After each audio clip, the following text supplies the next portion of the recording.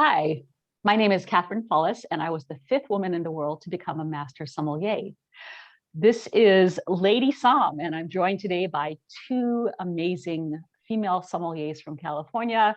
Angie Ann is based in Silicon Valley and is the founder of her website, Angie Somm, which is not only consulting, but also a luxury owned wine shop. So you can get all the best, all the top wines of the world through Angie. And she's also the only Chinese English bilingual advanced sommelier with the Court of Master Sommeliers. She is originally from Taipei, Taiwan. She moved to California when she was 21 years old and has been working in restaurants ever since, and Alexander's, for example, and other notable establishments with Michelin-starred chefs. We are also joined with Wendy Heilmann, who's a certified sommelier with the Court of Master Sommeliers, and she's the director of wine and spirits with Pebble Beach Resorts. So I don't have to say anything else about that. I'm sure you've all heard of Pebble Beach and all the fantastic restaurants there and wine bars. She also worked at Vino Venue and came to California via Wisconsin, went to grad school in Southern California, and then came up to the Central Coast and has been a Californian ever since. I only have met one person in my life that moved back to winter after being a California. No, I'm never going back to the Midwest other than to visit. Nice to visit the snow, but not to shovel out your car all winter. So, and today's topic is healthy women, healthy world. And we're going to share a couple of experiences. Wendy and Angie have both gone through personal health issues. And, is this related to being a sommelier? Are there additional challenges that you have on your job because of these health challenges? So, Wendy, can we hear from you a little bit about what your challenge was? My challenge was endometrial cancer, and basically, I knew something was wrong starting in about November of 2019, and as an slightly older female Somm, I just knew that my monthly cycle all of a sudden changed significantly, and it was, even though it was going into winter and soft season here, it was still a very busy time. We were getting ready for budget presentations, and I just kind of wrote it off as, oh, it's perimenopause. It's I'm sure it'll pass quickly, and then it kept getting worse and worse. And so started the cycle of visiting the doctor, getting an ultrasound, which led to an MRI. And they confirmed that there was something unusual, and they wanted to biopsy. And unfortunately, the week that I got the phone call that they wanted to do a biopsy was the week the entire state of California shut down at the beginning of the pandemic. And my primary care, or for critical care, is Stanford, which you may recall was basically the first hotspot in the state. Yeah. And so they called me at the end of March and said that they were clearing all of the clinics for COVID cases and COVID beds, and that a biopsy was considered an elective procedure, which is crazy. But I really had no choice at that point but to wait. So I wasn't able to biopsy until late May, when it was confirmed that I had an aggressive form of endometrial cancer. And again, because everything had been so backed up, like everybody, I know I wasn't alone, and all these cases had gotten stacked up, that I had to wait until July for surgery.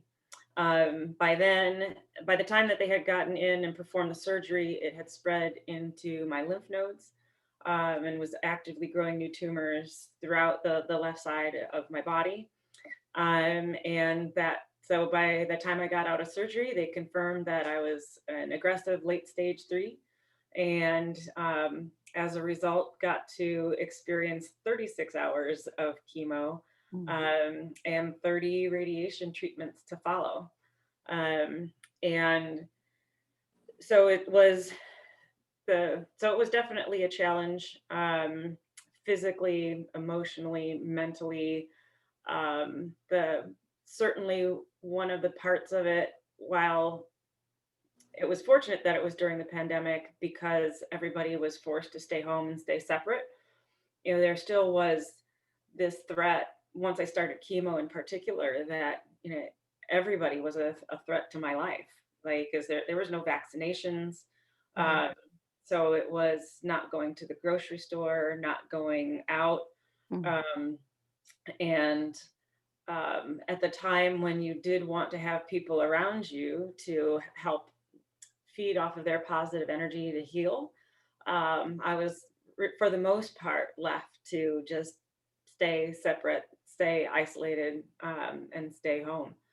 And so when Angie came out and disclosed that she had been diagnosed with a very different form of cancer, it was important to me to reach out to her to find a way to emotionally, spiritually, mentally support her any way I could to just try to pay it forward and take care of another fellow sommelier.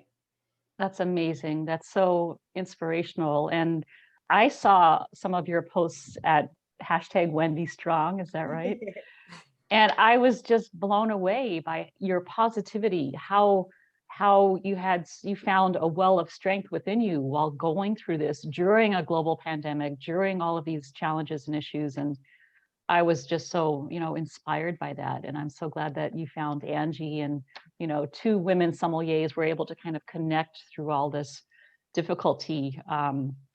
So that was really quite something. And I still see you on the Peloton. I'm like, she's in great shape. I've never been in.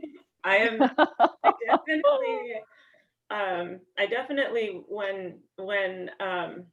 when everything was confirmed, because basically there was about 2 months where I knew I had cancer but didn't know, and that was the hardest part of just the waiting and just knowing that that this cancer had 2 extra months to do Yeah. whatever it wanted.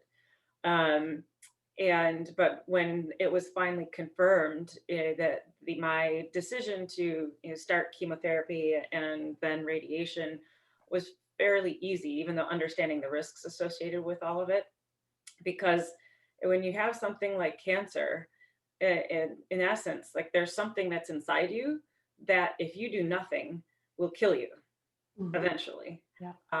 And so to me, it was like, this is kill or be killed. And I'm going to do whatever it takes. And diet, exercise, but attitude definitely was a big part of it.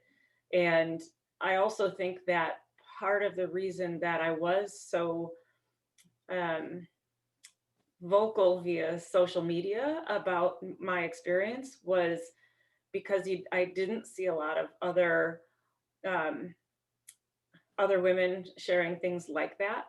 And I think because it involves the uterus and because it's involving, monthly cycles and things that people don't like to talk about, that we kind of end up suffering in silence and Mhm. not being able to talk about what an awful experience that we're going through. And so I wanted to kind of normalize it or let people know that you can still, that there's hope, that there are great options out there, but that you really have to fight for great healthcare. You have to be your own advocate first. Um, and it was also really a very humbling experience because that even though it was all through social media, since I couldn't have that physical connection with friends and get physical hugs, the prayers, the hands emojis, the gifts that showed up unsolicited was just incredibly empowering and gave me the strength to keep fighting every day. And it's something that again, once you have cancer, it's something that it's with you basically forever. And so I'm going to keep carrying that positive energy with me every day. Wonderful. Wow. You're very obviously very strong woman, very inspirational, and that's such a great story. Thank you so much, Wendy. Oh, Angie, tell us a little bit about your story and um, basically your experience. Well, first of all, thank you so much for doing this segment. And I really appreciate you kind of bringing this out in the open. And thank you, Wendy, for continue being so strong and sharing your story. You are still my inspiration. It's beautiful what you share. So my story is similar case. I knew there was something, I felt something in my breast actually about 3 to 4 years ago. And I decided to get it checked at a time through a general physician. And at the time, they felt it and they go, well, you're so young. I think that was in my early 30s. They were like, hey, you're so young. You're really skinny. You barely have any boob. You're probably just feeling your connective tissues or, whatever it is, the bone that's in the back is not a big deal. I don't think it's any problem. So that got brushed off for 2 years. And I still felt it was there. And I think it was in 2019, the end of 2019, I decided to just go to a different doctor and get a check.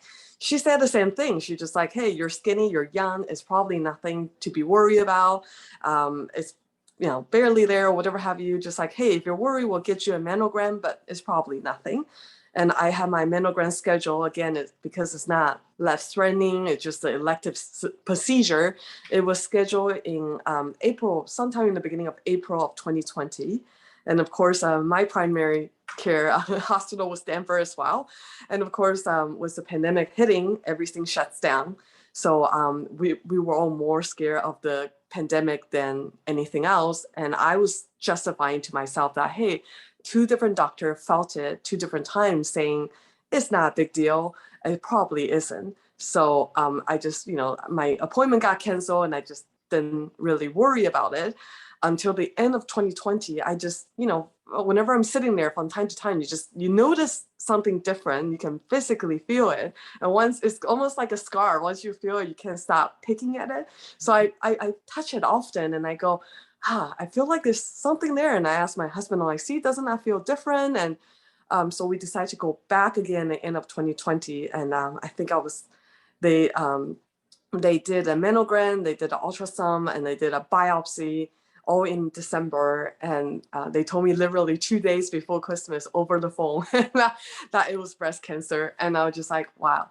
But then it was the holidays. So they're like, I'm just your general physician. I can read you the result of the report, but I got nothing else for you until your appointment with your, cancer specialist in the beginning of next year. So it definitely, I think the challenge that was a lot of it in the beginning was just how long you have to wait and sitting with the information and not knowing, and you start Googling or start reading book what happened. And believe me, I'm very grateful for finding it out and obviously still being here. Breast cancer is actually one of the highest rate of survival. You have 98% chance of surviving. But when you don't know what stage you are or what a number means, it really messes your head. You're like, well, 2% of the people still die. So what's going on there? So, you start reading books and you realize that most breast cancer, again, because you can feel it, it's the part of the body that you touch all the time. Luckily enough, it's not something you can't feel. So most people will catch it early enough to treat it. But if you didn't catch it early enough, once it hits stage 4 in breast cancer, is pretty much uncurable. And that's where the 2% come from.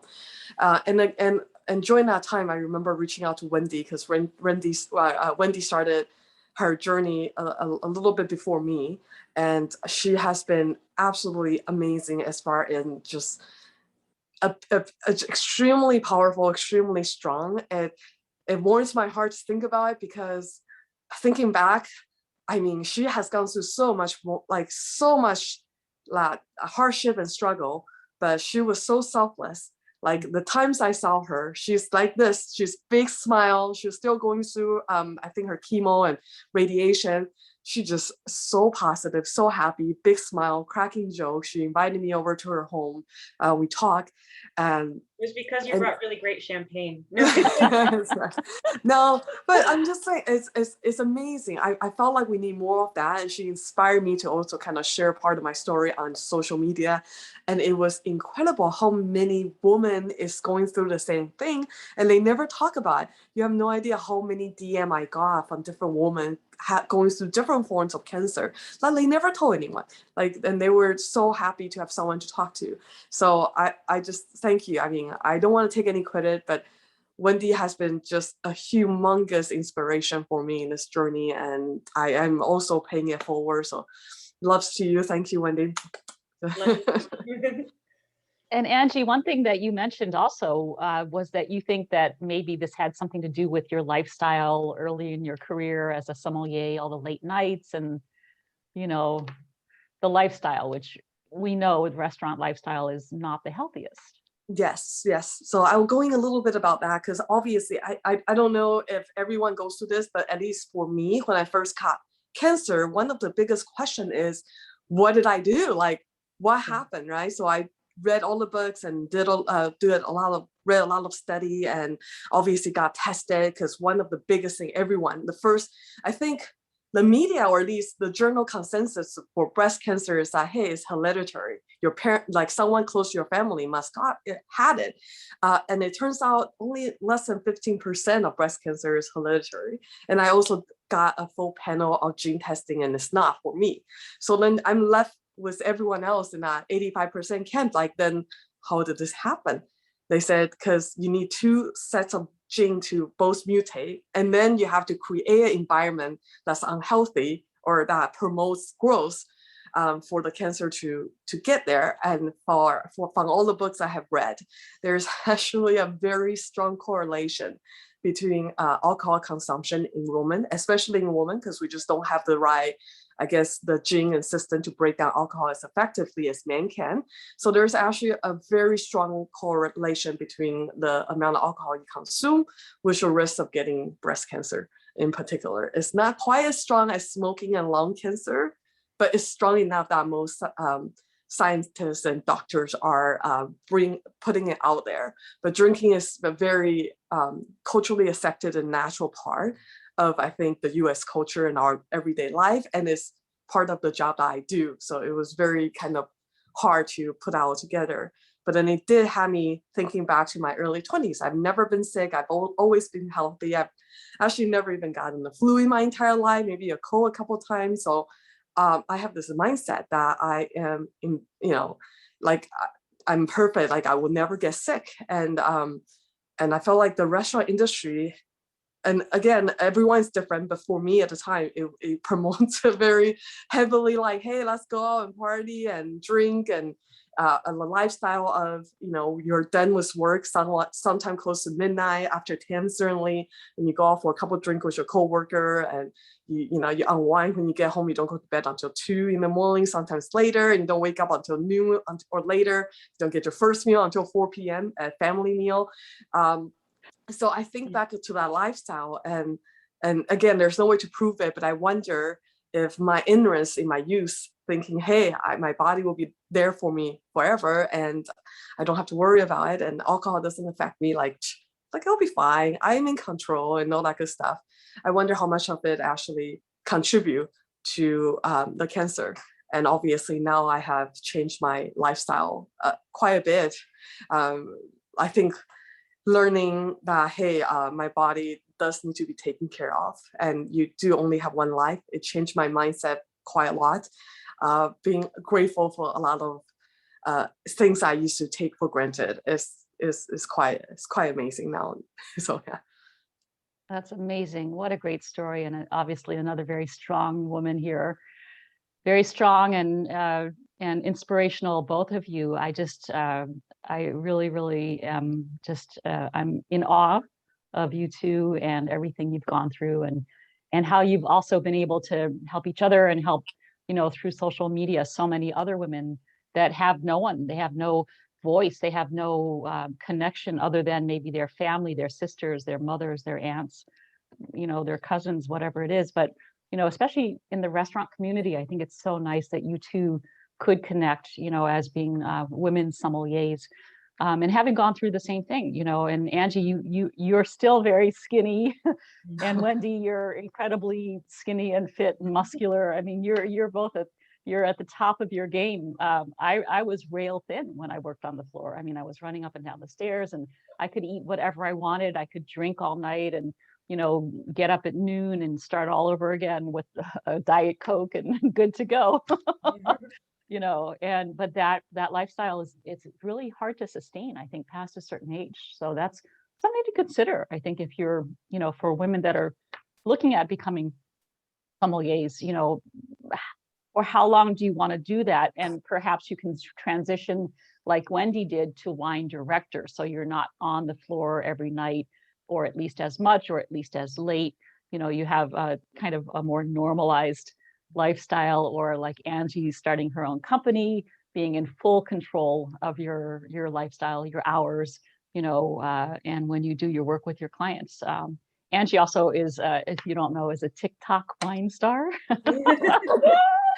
And I love the one that you posted recently where you showed in your 20s, you're drinking vodka and tequila, and you're doing shots, and you've got the loud music, and you're dancing. And then by now, at mid 30s, you have a glass of Richebourg, a very nice red Burgundy, very lovely wine in a giant glass with the meditation music, and it's just very zen. So you've transitioned to a calmer. Yes. I also love the fact that you two shared champagne, because I think champagne is a great way to commemorate and celebrate, life in little ways as often as possible.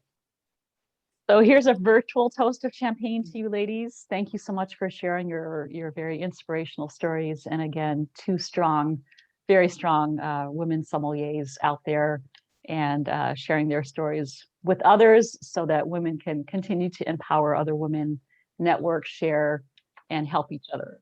Thank you very much. Absolutely. Happy to do it. And I will continue to be there for anyone who wants to reach out. I'm bound. I don't have any fancy name online, so it's just my name, either on Facebook or Instagram.